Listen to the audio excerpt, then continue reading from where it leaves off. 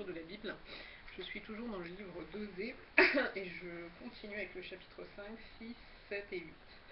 Osée chapitre 5. Écoutez ceci, sacrificateurs. Sois attentive, maison d'Israël, prête l'oreille, maison du roi. Car c'est à vous que le jugement s'adresse, parce que vous avez été un piège à Mitzpah et un filet tendu sur le Tabor. Par leurs sacrifices, les infidèles s'enfoncent dans le crime. Mais j'aurai des châtiments pour eux tous. Je connais Éphraïm, et Israël ne m'est point caché. Car maintenant, Éphraïm, tu t'es prostitué, et Israël s'est souillé. Leurs œuvres ne leur permettent pas de revenir à leur Dieu, parce que l'esprit de prostitution est au milieu d'eux, et parce qu'ils ne connaissent pas l'Éternel. L'orgueil d'Israël témoigne contre lui. Israël et Éphraïm tomberont par leur iniquité. Avec eux aussi tombera Juda.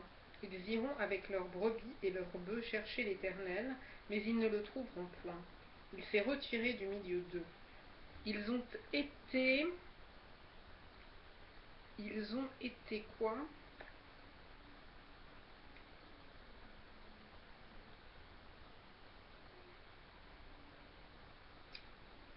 Ils ont été infidèles à l'Éternel, car ils ont engendré des enfants illégitimes. Maintenant, un mois suffira pour les dévorer avec leurs biens. Sonnez de la trompette à Gibéa, sonnez de la trompette à Rama, poussez des cris à Beth-Haven. Derrière toi, Benjamin, Éphraïm sera dévasté au jour du châtiment. J'annonce aux tribus d'Israël une chose certaine. Les chefs de Juda sont comme ceux qui déplacent les bornes.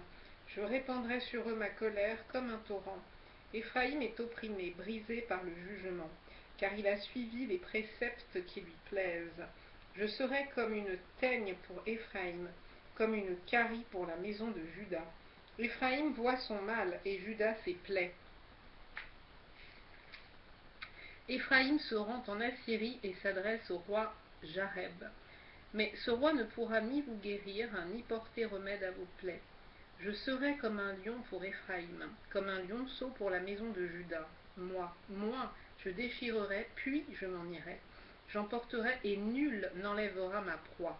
Je m'en irai, je reviendrai dans ma demeure, jusqu'à ce qu'ils s'avouent coupables et cherchent ma face. Quand ils seront dans la détresse, ils auront recours à moi. Chapitre 6. Venez, retournons à l'Éternel, car il a déchiré, mais il nous guérira. Il a frappé, mais il vendera nos plaies. Il nous rendra la vie dans 2 jours. Le 3e jour, il nous relèvera, et nous vivrons devant lui. Connaissons, cherchons à connaître l'Éternel.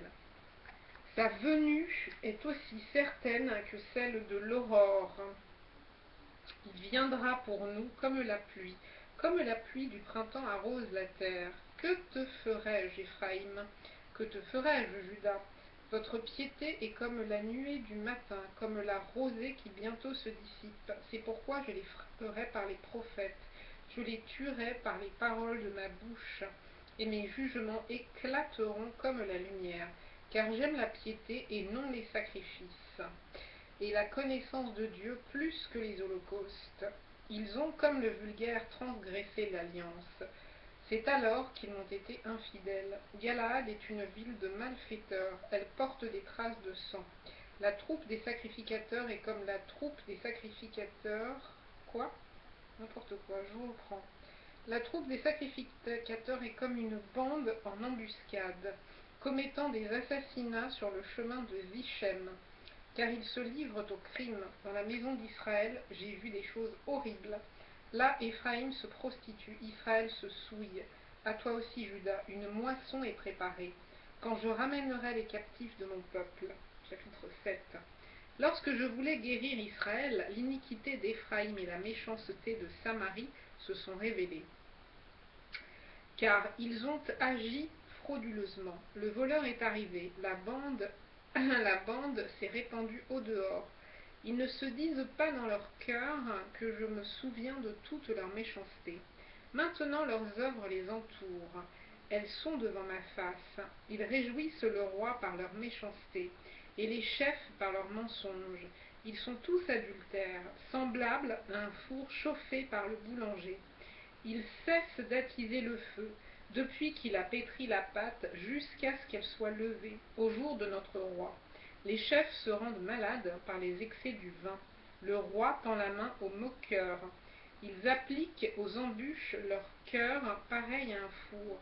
Toute la nuit dort leur boulanger, et au matin le four brûle comme un feu embrasé. Ils sont tous ardents comme un four, et ils dévorent leurs juges. Tous leurs rois tombent, aucun d'eux ne m'invoque. Éphraïm se mêle avec les peuples. Éphraïm est un gâteau qui n'a pas été retourné. Des étrangers consument sa force, et il ne s'en doute pas. La vieillesse s'empare de lui, et il ne s'en doute pas. L'orgueil d'Israël témoigne contre lui. Ils ne reviennent pas à l'Éternel, leur Dieu, et ils ne le cherchent pas malgré tout cela. Éphraïm est comme une colombe stupide, sans intelligence. Ils implorent l'Égypte, ils vont en Assyrie. S'ils partent, j'étendrai sur eux mon filet. Je les précipiterai comme les oiseaux du ciel. Je les châtierai comme ils en ont été avertis dans leur assemblée. Malheur à eux parce qu'ils me fuient, ruine sur eux parce qu'ils me sont infidèles. Je voudrais les sauver, mais ils disent contre moi des paroles mensongères. Ils ne crient pas vers moi dans leur cœur.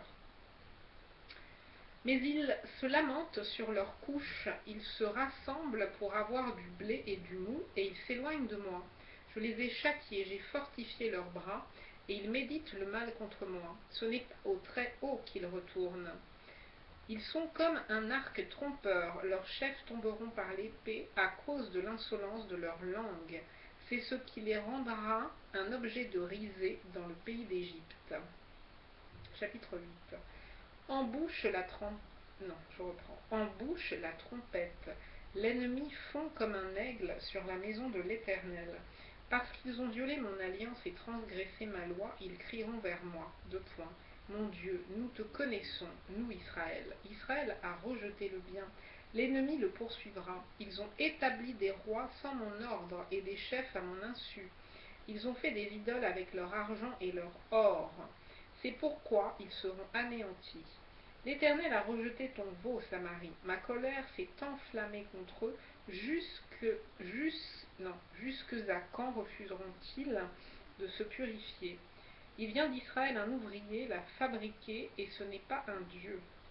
C'est pourquoi le veau de Samarie sera mis en pièces. Puisqu'ils ont semé du vent, ils moissonneront la tempête.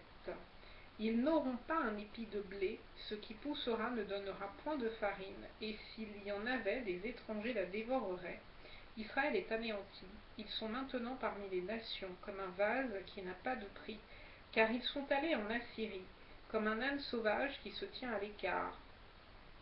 Éphraïm a fait des présents pour avoir des amis, quand même ils font des présents parmi les nations.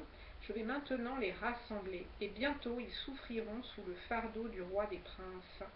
Éphraïm a multiplié les autels pour pécher, et ces autels l'ont fait tomber dans le péché. Que j'écrive pour lui toutes les ordonnances de ma loi. Elles sont regardées comme quelque chose d'étranger. Ils immolent des victimes qu'ils m'offrent, et ils en mangent la chair. L'Éternel n'y prend point de plaisir. Maintenant l'Éternel se souvient de leur iniquité, et il punira leur péché. Ils retourneront en Égypte. Israël a oublié celui qui l'a fait, et a bâti des palais. Et Juda a multiplié les villes fortes, mais j'enverrai le feu dans leurs villes, et il en dévorera les palais. Je vais m'arrêter là.